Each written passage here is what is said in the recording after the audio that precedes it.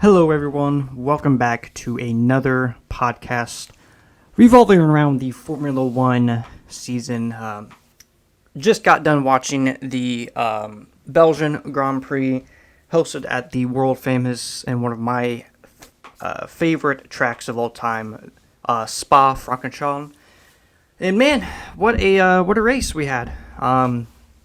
Didn't have a whole lot of on-track action, but the strategy side of the race was very interesting and definitely came into play throughout the entire race, not just at the end. But man, oh man, yet again, another race. We are getting spoiled right now by the F1 gods, and I am not complaining. I am so happy. So yeah, let's just go ahead and jump right into it. Before we do that, if you hear any chewing noises in the background, I do apologize. That is my dog. One of my dogs, I should say. And for some reason, they can't be away from me for more than an hour. So, which I'm not complaining, but just a heads up, that is what the noise is in the background. If they get a little too bad, I will always kick them out of the room for just a little bit. But anyways, let's go ahead and hop into the grid order. We got Charles Leclerc with an outstanding pole position. Okay. Rewind real quick to qualifying. Max Verstappen was on one in qualifying. Honestly, he was on one in all of the practice sessions, and including qualifying. Qualifying was wet. He was on pole by almost 0.6 of a second to Leclerc. And honestly, there for a second, it looked like Sergio Perez was going to be on pole, but out of nowhere, Charles Leclerc put in a pole lap like none other. I mean, he's Mr. Saturday for a reason, because he threw up a lap time that, granted, was still way off of Verstappen, but with Verstappen's 10th place grid penalty, it promoted him to pole. And like I said, completely out of the blue. No one was expecting it. I don't think even Leclerc was fully expecting it. But yeah, another great qualifying performance by Leclerc.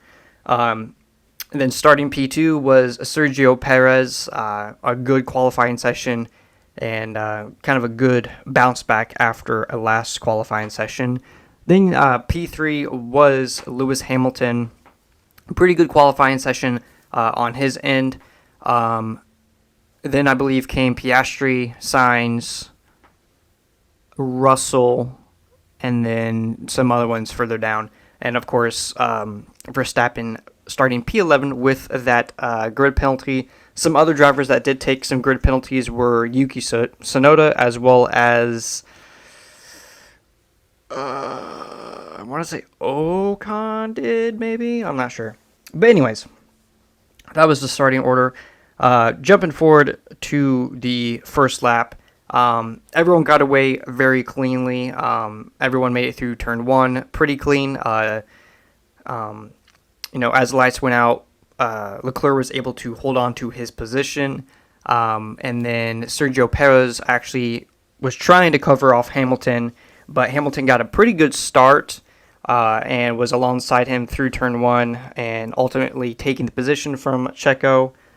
Like I said, everyone got through turn one pretty well,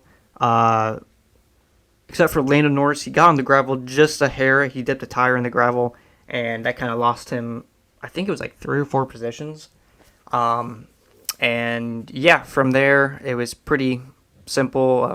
Verstappen made up a few positions. Hamilton ended up taking the lead from Leclerc, and then Leclerc kind of dropped back a little bit. And then at this point, the race kind of calmed down. There wasn't a whole lot of, overtakes being done. I mean, Verstappen was looking a little punchy. But overall, Verstappen wasn't really there. I honestly thought with the amount of pace that Verstappen was showing through all of practice, all of free practice and qualifying, that he was going to, pull another masterclass and just cut through the field. But he wasn't anywhere. I don't want to say he wasn't anywhere. I mean, he finished fifth.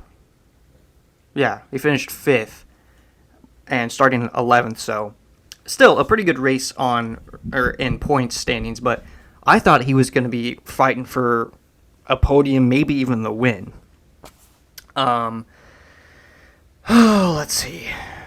There's kind of a whole lot to unpack. Also, another person that really didn't show like they had a whole lot of pace, but I mean, they also kind of fucked up the strategy was Lando Norris. They were going to try and do kind of what they did in Hungary and stay out longer to have fresher tires and use those fresher tires to, catch the field back up. But Norris, like I said, Norris wasn't there. I mean, he got close to Verstappen a few times, but he didn't really have the outright pace to overtake Verstappen. On the other side of the McLaren garage, Piastri was on one. I mean, he looked very fast, especially near the end of the race. Even despite that little mishap in the pit stall where he missed his, or I don't think he missed his braking points. I think he locked up one of his rears, and it caused him to slide. I'd probably say a few extra meters than what he was wanting to, which caused him I think 2 or 3 seconds in the pit stops, which isn't too bad. But yeah, near the end of the race, Piastri was flying. I mean, he was catching Leclerc and he was behind Leclerc a few laps, but once he got past Leclerc, he took off down the road. And at this point, at this point, he was catching the two Mercedes. And, I mean, I'll probably touch upon all of this, but right now, I'm still kind of dumbfounded, and I think everyone is, on who won this race. At the beginning of, the race, George Russell was not in the position or was nowhere near the conversations of the possibility of winning this race. But my man pulled off the biggest blinder probably in his career and biggest strategy call in his career to not only overcut his nearest rivals, but overcut his teammate that was controlling the entire race. And George Russell pulled off one of the greatest one-stops I've ever seen. He, on lap 10, he started on the mediums, and then he came in on lap 10 to put on the hards, and he carried those hards for the next 34 laps to take the victory. And granted, it was not easy because near the end, Hamilton was catching him pretty fast. And I honestly thought Hamilton was going to be able to pass Russell and, win the race. But Russell saved just enough tires to hold on to that P1. And like I said, no one was expecting it. And not even Lewis Hamilton, his teammate, was fully expecting it. Because in the post-race interview with good old Gunther Steiner, Hamilton even said he was I was not expecting to see or to have or I wasn't expecting to fight Hamilton, or not Hamilton, to fight Russell. And, he thought his race was pretty much strictly with Piastri at that time because Piastri was catching both the Mercedes handsomely. Lap after lap, he was probably taking at least 0.8 to a second out of Hamilton every single lap. Piastri was flying. But yeah, no one expected Russell to be in that position. I mean, I don't think even Russell expected to be in that position at that part of the race.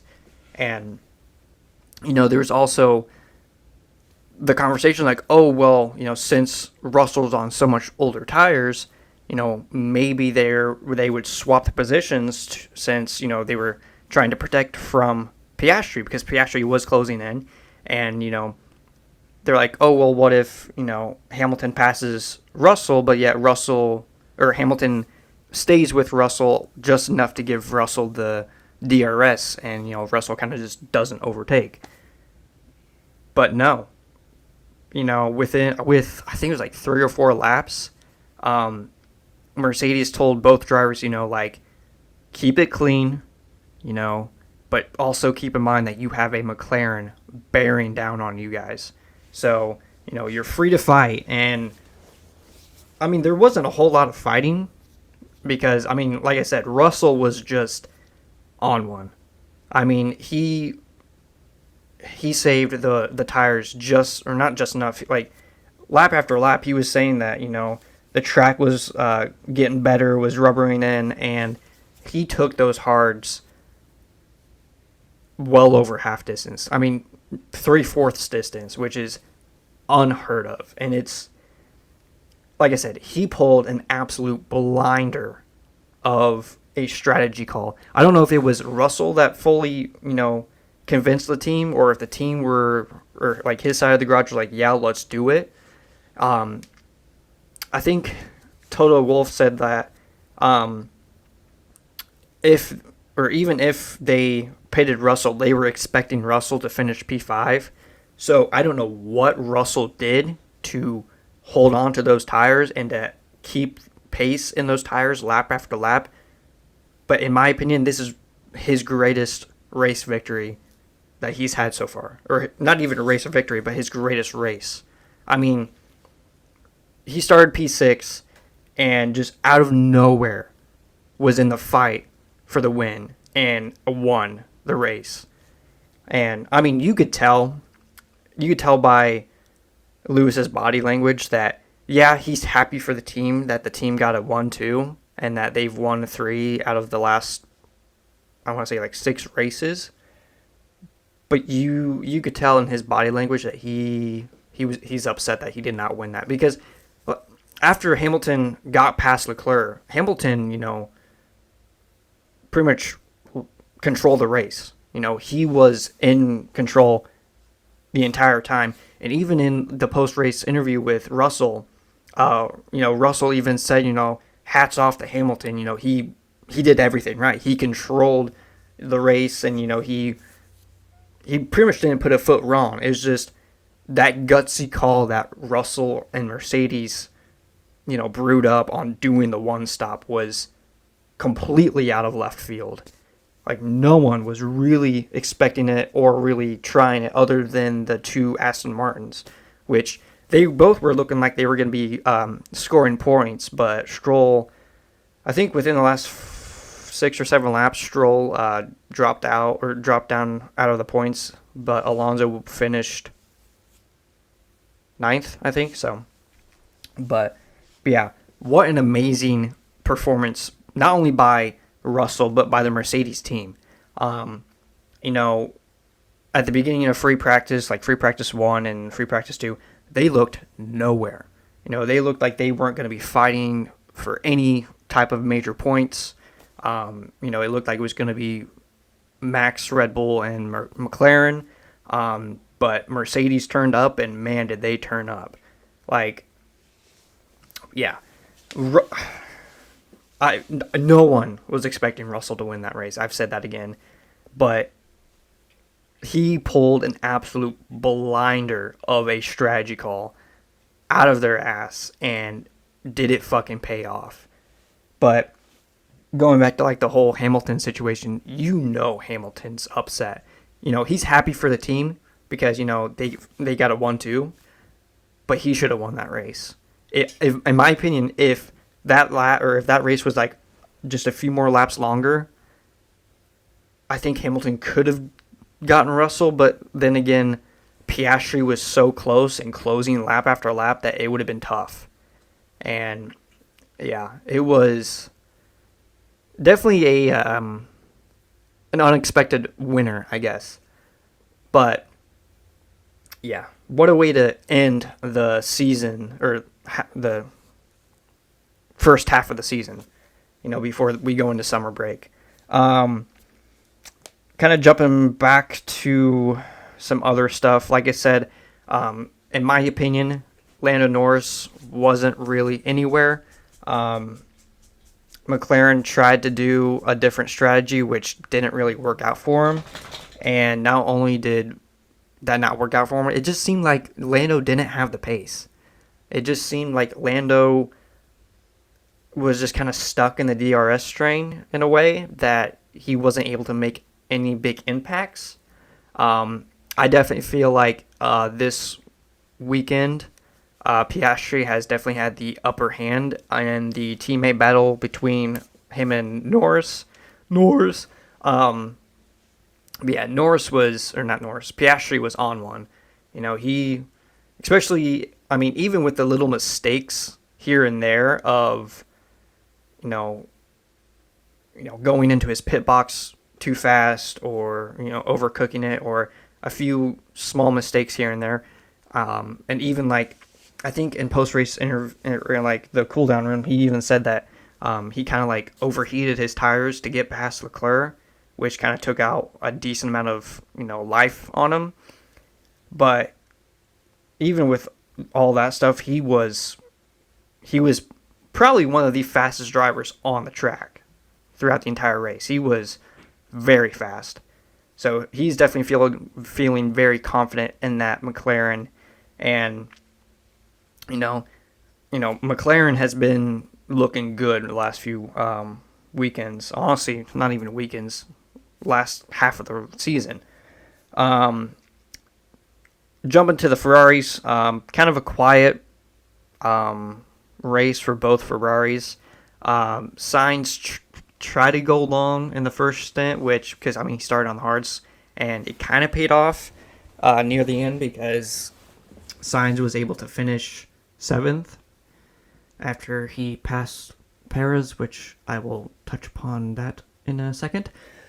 And then Leclerc had a typical Leclerc race, started on pole and then he kind of just fell back, finished 4th. So, honestly, I think that's a really good result for Ferrari, at least on Leclerc's side, because I don't think they were really expecting a podium at all, or get anywhere close to the podium for the race, and finishing 4th is pretty good in my opinion, since Ferraris haven't really been anywhere.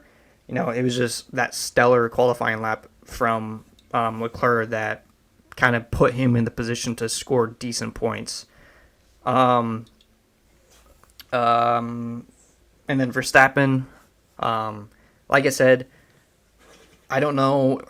I'm not sure if it was like the DRS train or what, but okay, so I guess one thing that Red Bull kind of did mess up with Verstappen was they saved 2 brand new mediums for the race, and they, used those. But it was definitely apparent that the hard tire was the best tire throughout the race, no matter what stint you were on. And I think that's where Red Bull kind of fucked up a little bit. But even then, Verstappen's pace just wasn't really there. The car wasn't really there.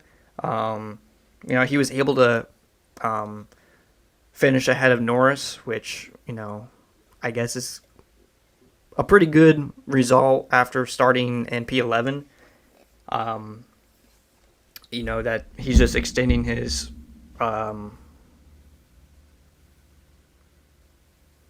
wow, I just had a complete brain fart. He's extending his lead in the Drivers' Championship over Norris, which is still kind of crazy, seeing how well the McLaren has been looking and how the Red Bull has been sliding back. So probably okay, in my opinion, a decent result for Verstappen. I was expecting him to be up near the podium positions, but like I said, it wasn't there. Either the strategy or the tires weren't there, or something wasn't quite right. And yeah, Norris had a pretty mediocre race. McLaren kind of fucked up his strategy early on by going longer. And then I said something about Sainz. Sainz tried going a lot longer, which it was kind of paying off.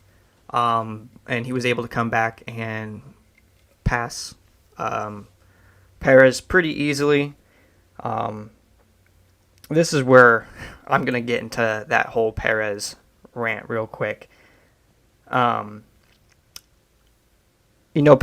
did the right thing by qualifying pretty high up.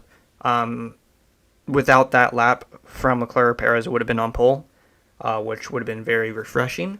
I don't think Perez could have held, or if he was started on pole, I don't think he could have held on to the win, or held on to first position for very long. So this is kind of like damage control for Perez. But I'm going to say this right now. In my unprofessional opinion, I really think Red Bull fucked Perez's strategy. Because, he started on the mediums, right? Yeah, he started on the mediums and then took those 11 laps and then put on another set of mediums? No, hards. Either way, only after 10 laps, they pitted Perez. Granted, at this point, Verstappen was right behind Perez, and Norris was also right behind Verstappen, so Red Bull didn't really want to have the drivers swap positions in a very awkward situation. So instead of, swapping the drivers and possibly trying to defend from Norris, Red Bull were like, oh, Checo, you just came in 10 laps ago? Okay, yeah, come back in. And it was like, when they pitted Perez, I'm like, what? Like, he just had a pit stop. Like, what are you guys doing? Granted, I know he's nowhere near the drivers' drivers' championship. He's nowhere near that. But you would think that you would want to use Perez as kind of like a bottleneck for Norris. But even then, like, they pitted him after 10 laps and then just left him out there. Which is, yeah. And then I know I'll have people like, oh, well, Russell was able to do 34 laps on the hards. Trust me, I 100% understand. I 100%, get that. And in my opinion, Russell was able to make those hard tires work. And Perez, on the other hand, I don't know.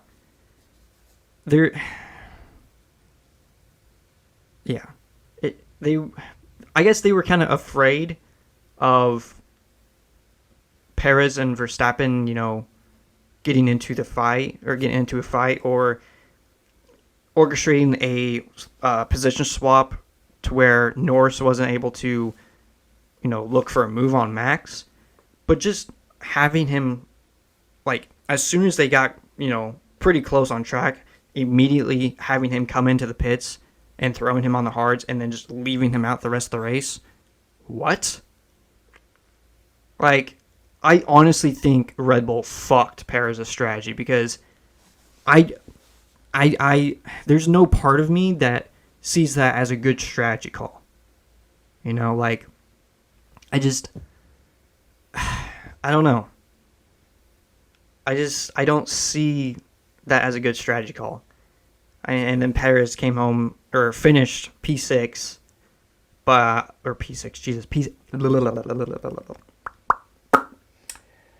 finished P8, and with the fastest lap. But even then, and I guess that also kind of shows where Perez's pace is at, that he doesn't have a whole lot of pace still. He did a really good job in qualifying to, qualify that high up and, tricky conditions. But his raw pace is still not there. Because, I don't know if it's his pace or if it's the car, but, he started P2. And, he was at the head of the field very early on in the race. And to finish so that, big main pack of the top 8 drivers, so the McLarens, the Red Bulls, and the Mercedes and the Ferraris, was pretty good. But to be at that head pack at the beginning of the race and then finishing at the end of that pack, it's definitely a indication that his pace isn't quite there still, and that's kind of upsetting because Red Bull need Perez to be a little higher up than P8, preferably probably ahead of the Ferraris, but who knows? I mean, maybe this is Checo kind of showing where the Red Bull is on like performance compared to the Mercedes, McLarens, and Ferraris. But I don't think the Red Bull is behind the Ferraris. I think Ferrari is still behind Red Bull, but I don't know. I guess this race for Perez was a, step forward in the right direction. Do I think that Red Bull are going to be doing the mid-season swap? I don't know because, Ricciardo had a pretty good race to where, he scored points, but Red Bull are getting very... What do I want to say? Red Bull are in a very tricky situation right now because they are still leading the Constructors' Championship, but they're only leading it by 44 points, I believe, after this race. And with how McLaren have been performing, and not only McLaren, but Oscar and Norris have been bringing a lot of points, I don't think right now is a good time to do the driver swap, in my opinion. I know that you're going to be like, oh, that's biased because you're a Perez fan. But if you think about it, Red Bull need right now a second driver that is, constantly there for, at least some points paying position. And Sergio has been in that car since last year. Since the new regulations. So he knows how the Red Bull works and how, it feels. And I think Red Bull need at least, I don't know. I think it's tough. It's tricky because if Perez can keep having these races where, he's at least fighting the McLarens and he has the opportunity to hold them up, I think that's best for him. And I don't think Red Bull really need a whole new driver. Nothing against, Ricciardo or anything, but dropping Ricciardo into a completely foreign car to the Red Bull compared to the Visa Cash Apps, they're very different. And I don't think that would do Red Bull right. So, I don't know. There's a part of me that thinks that even with Checo's performance being so poor, the last fourth of the season, I'm not sure if Red Bull are going to keep him. I don't know if they will want to possibly switch him out for Ricciardo, maybe. But yeah, there's a part of me that thinks that Red Bull are going to keep him even though he has had really bad performances over the last how many races. But maybe this is like I said earlier, the first step in the right direction that Red Bull really need from Perez. But there's also a part of me that thinks, it's Red Bull.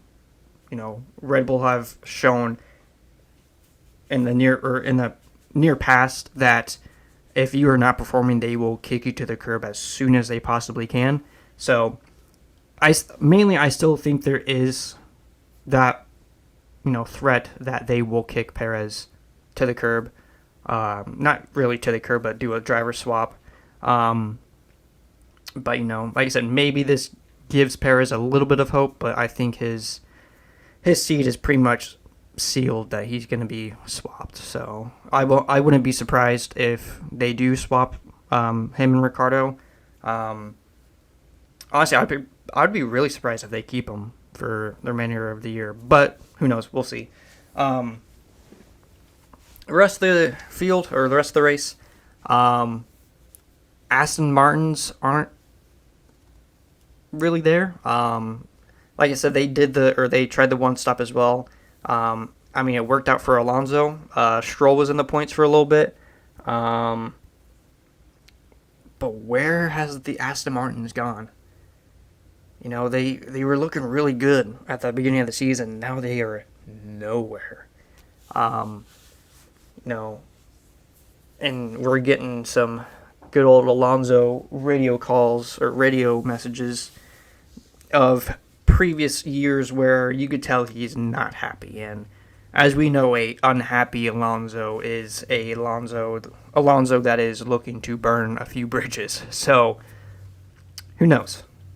One team that did look pretty punchy were both of the Alpines. I'm pretty sure this weekend they brought a bunch of upgrades, and it looks like they may have worked a little bit, because I think it was Ocon that got the last points paying position.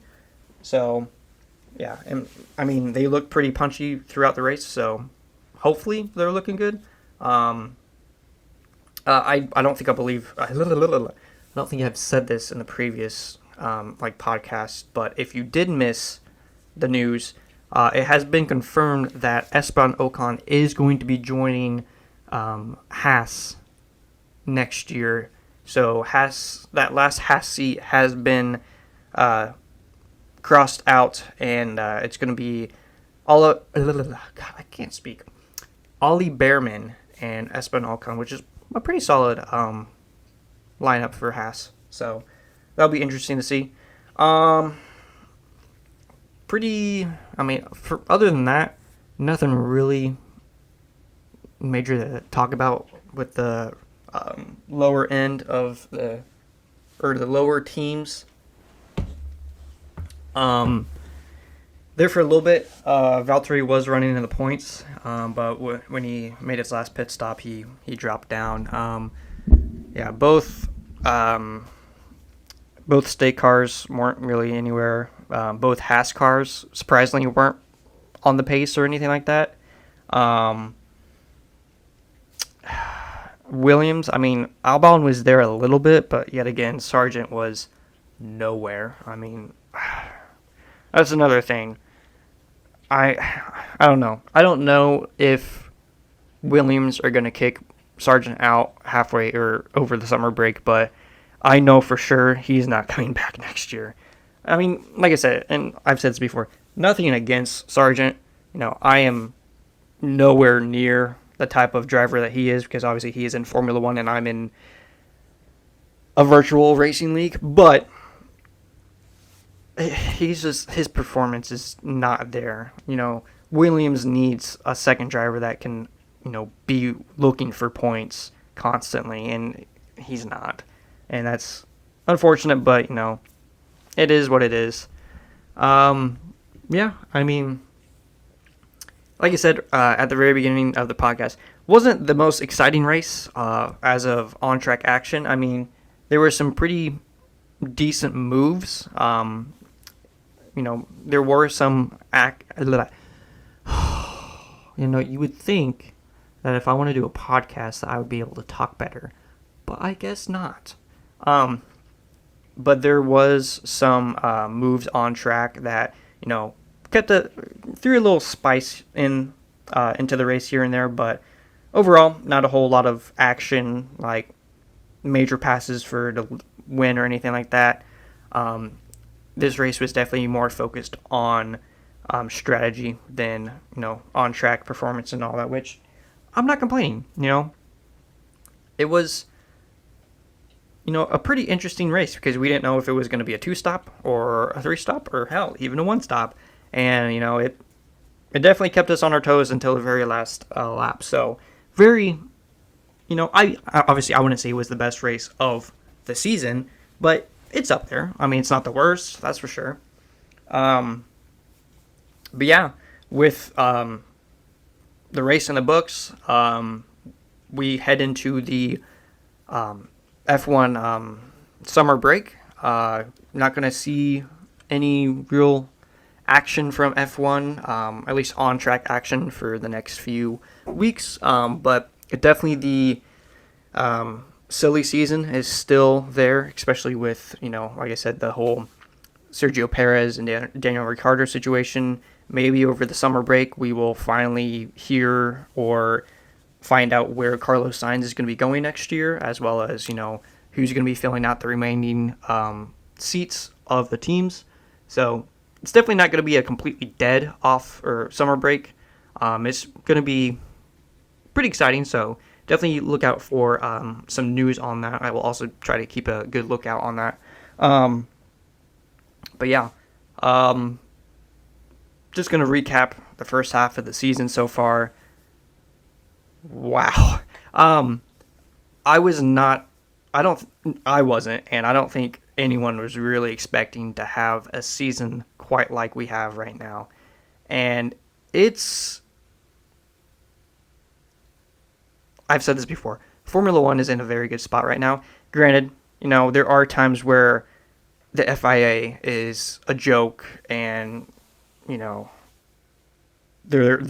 F1's the pinnacle of racing, and they should clean up rules and all that. But overall, you have to admit this season has been a season that no one has expected, especially after round one at Bahrain when it was a Red Bull 1-2. Max Verstappen was ahead of Checo by like 30 odd seconds or 20 to 30 odd seconds, and then Checo was ahead of third place by another like 20 seconds. We're like, oh, here we go again. It's going to be another Red Bull, masterclass of absolutely dominating the season. And we've had six different race winners this year. Hello? Like, no one was expecting that. And not only 6 different race winners, but we've had 2 first-time race winners this year with both McLarens of Lando Norris and Oscar Piastri. And, we've seen drivers, not even drivers, but teams, kind of like leapfrogging each other and definitely closing that gap. Not even closing that gap, but, erasing that gap to Red Bull, to where the Red Bull is no longer the fastest car on the grid. I would probably say right now the McLaren is still probably the fastest car on the grid. The Mercedes have definitely closed that gap to Red Bull and McLaren. And then Ferrari's kind of, I would say, kind of in like a no man's land. I mean, they're still within striking distance of, McLaren, Red Bull, and Mercedes, but a lot of stuff would have to happen in the race for them to really be able to win or get a podium. Excuse me, in my opinion. And then from there on, I mean, the remaining rest of the field is pretty close. I mean, even at this race, excuse me while I get some water. My throat is quite dry. Gotta stay hydrated, y'all. I mean, and it's not like the the second half of the grid is way off of the other half. I mean, there's a decent gap, but at one point, especially during this race, I think it was like lap 5 or something, where the whole field was like from first place to last place was 10 seconds, which, I mean, may seem like a lot, but over the previous years, that is not a lot of time between first and second. So they're definitely keeping with each other, but like I said, Red Bull is definitely sliding back. I don't know what's going on there. But yeah, who knows? Maybe Max is going to get fed up with Red Bull or maybe Max is gonna lose the drivers' championship and be like, you know what, screw you, Red Bull, I'm going to Mercedes. But who knows? Still very much up in the air. But yeah, the season so far, as a overall, is an amazing season.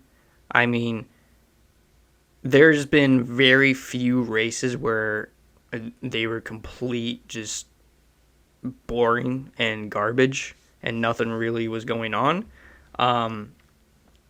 But we have definitely been rewarded after last season to have races like this, continuously races of just you up until the final lap of the race, you don't know who's going to win. And that's why I love Formula 1. And I hope it stays that way. But as soon as Formula 1 gets really good and like really, action-packed and the field, groups up and gets really good, and then freaking regulation changes come in and destroys it all. But I guess that's part of the reason, because you gotta keep, the... Again, brain's not really working right now. Keep the series as a whole, fresh, and so on and so forth. But who knows? But yeah, like I said, season overall so far is a very good season. Yet again, after this round, Max continues to extend his points lead in the Drivers' Championship, which let's take a moment and look at that. Max Verstappen started P11, a decent ways behind his nearest rival, aka Lando Norris, for this race. And not only did Verstappen finish in the points, he finished ahead of Norris. Like, that. This race is another, example of an absolute masterclass and an absolute amazing driver Max Verstappen is. Yet again, even when he's not the fastest guy on the track, he is still extending his points lead in the championship. And that's crazy to say, because, like I said, Red Bull are not the fastest car on the grid anymore. They do not have an absolute, unit of a car to where they are absolutely wiping the floor with everyone. They are slowly but surely falling back, but yet Max is still able to drag that car up to positions to where not only is he, getting decent points, even on bad days where he starts down the grid, but he's also extending his, lead in the Drivers' Championship compared to Lando Norris, which, that's crazy. I mean, granted, is the gap closing? Sometimes, yes, but he's still able to bring that car up to a position to where he can get a decent amount of points. It's not like, he finished 9th or 10th for like 2 or 1 points. He finished 5th? Yeah. I mean, at one point, he almost, I'm pretty sure he almost, or near the end, he was like catching Leclerc, and he could have finished 4th, but he finished 5th. And then Norris came home in 6th.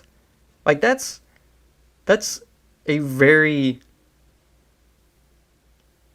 like, I don't even know what to say about, like, yet again, Max Verstappen is showing why he is a 3-time world champion. Not just because of the car that he's had underneath him for the last 2 years, but he's able to extract the absolute utmost performance out of that car no matter where he goes. Granted, let's look back at last weekend where I will say his anger got the best of him, but even then, I mean, even when his car wasn't, where he wanted it to be, he was still up there fighting for, P4, P5.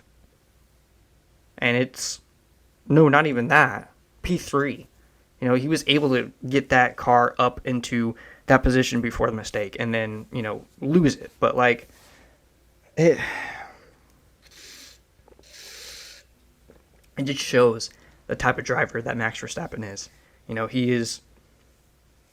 He's probably the greatest driver of his generation, kind of like another Lewis Hamilton, but he keeps showing why he is not only the future, or not only the current face of F1, but the future face of F1, because he's something else. I mean, you can hate Max Verstappen all you want, but you have to realize at some point that this man is going to absolutely blow all of the records up and become probably the greatest driver in F1 history. That's if he doesn't leave, if he doesn't get bored, which as of right now, he's not getting bored, so that's a good sign.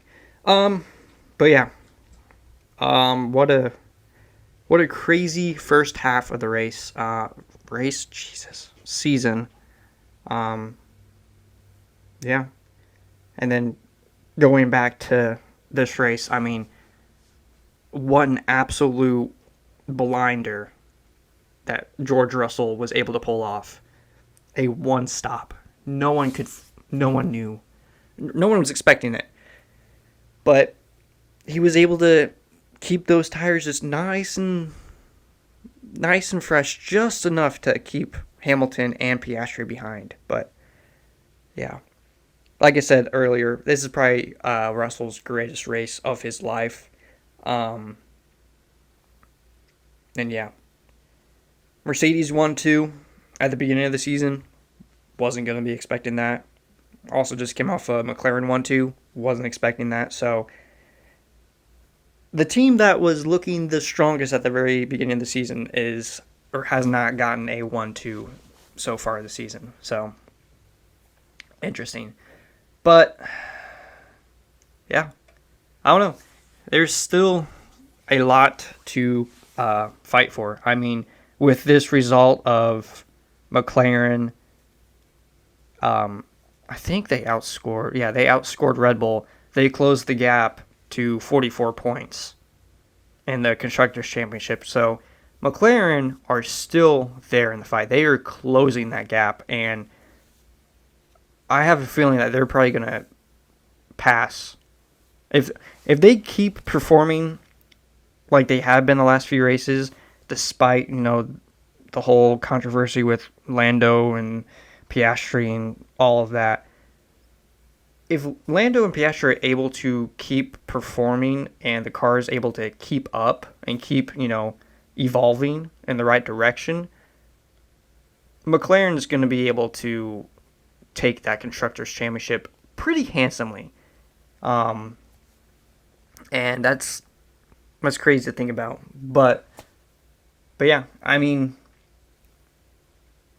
yeah, there's still a lot to play for, and we're only halfway through the season, and I'm so glad that we have even more F1 to come. And all I'm going to say is when that winter break hits and, we're not going to see F1 for months on end, it's going to suck. It's going to suck. But, there is a lot of driver moves coming next year that will keep us entertained for the off-season, but that's still months away. Right now, we are in an amazing spot for Formula One, and we are getting treated by the F1 gods, and I can't wait for the remainder of the season. It's going to be, I think the summer break's like 3 or 4 weeks. It's going to be a long 3 to 4 weeks because I am going to be itching to see more action. I can't wait. I probably have to go back and watch or rewatch some of the races to keep me entertained. So in the meantime, but yeah. Also, I think I already said this, but yeah, another amazing race by Oscar Piastri. He was able to come home P3. If the race was a few laps longer, he probably would have won the race, in my opinion. He was looking extremely rapid in that final stint, especially after he got past Leclerc. He was just on one. But yeah, that's kind of my race review, as well as a little rant on F1 as a whole. Getting pretty close to an hour, so I think this is going to be a good spot to end it. Thank you guys so much for the support as of recently, not only on race reviews or the F1 podcast, but also the streams and all these other endeavors that I've kind of branched off into. And honestly, I kind of like podcasting, or just getting on the microphone and just talking about F1. And who knows, maybe in the future I could get my girlfriend on and we can talk about Formula One and see how she likes it. And because she hello, oh, she joined F1 like at or in the middle of the 2021 season, so I was kind of curious to see if she likes it or not. But anyways, that's another different story for a different day. But anyways, yeah, I'm just rambling on right now. Yeah, like I said, I appreciate all the support you guys are showing me. It means so much, and I greatly appreciate it. And yeah, keep an eye out for any more F1 content that pops up with, driver moves, mid-season transfers, or, seats for next year, as well as my ACC series and race reviews on that, and stream VODs, which I need to upload the most recent one. I will probably do that today at some point, so keep an eye out for that if you did miss that stream. And yeah, hope you guys have a great rest of your day, great rest of your weekend. And also, I've kind of teased this previously. I do have kind of a different video coming up that I am wanting to share with you guys. And yeah, keep an eye out for that. I will give another little hint. It revolves around next Sunday, involving let's say a hands-on experience. And yeah, I will leave it with that, guys. Thank you so much for listening. And yeah, like I said, F1 is in a very good spot right now, and I am so glad that we are getting rewarded with this season, because what an amazing season it has been so far. I cannot wait for the second half of the season. And yeah, hope you guys have a great rest of your weekend, and I will see you all, or speak to you all, in the next one. Hope you guys have a good day, like I just said.